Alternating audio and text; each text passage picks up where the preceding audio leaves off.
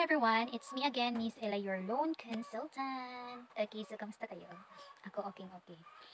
So, ngayon is, hindi ko pinalampas ang pagkakataon na ito para i-remind palagi sa inyo na wag, kapag hiningian kayo ng pera, na sign up yan yung financing company, wag po, wag. Kasi may nag-comment sa akin, yan ang comment niya. Sa YouTube ko yan.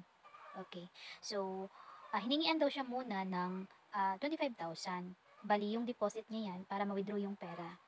And then, pinindot niya daw yung something ops and na wrong password, then hiningian ulit ng another 25,000.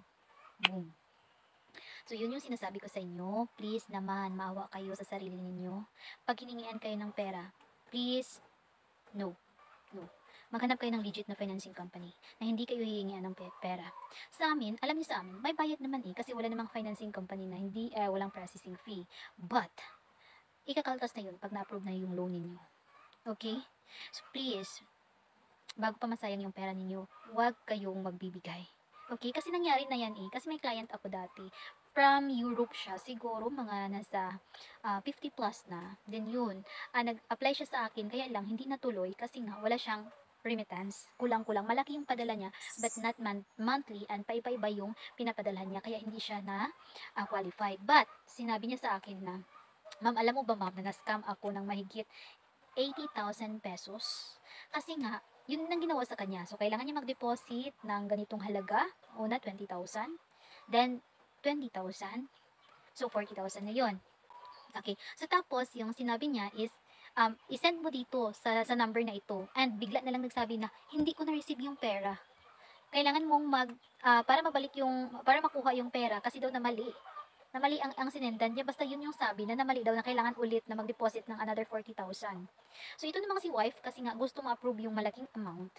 Nanghiram siya sa kapitbahay para madagdagan yung 40,000. So, 80,000, bali 80,000 na yung napalabas niya. And then, kasi applications yun. Nung nasend niya na another 40k, biglang nawala yung apps.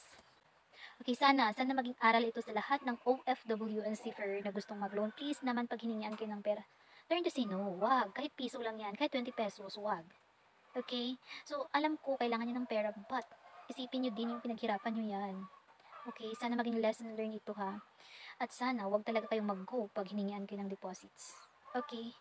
So, para sa mga OFW and seafarer dyan na qualified po sa aming loan, please mag-establish muna po kayo ng 3 months latest remittance dito sa Pinas with sa isang pinapadalhan lang ha, hindi yung paiba-iba sa immediate family.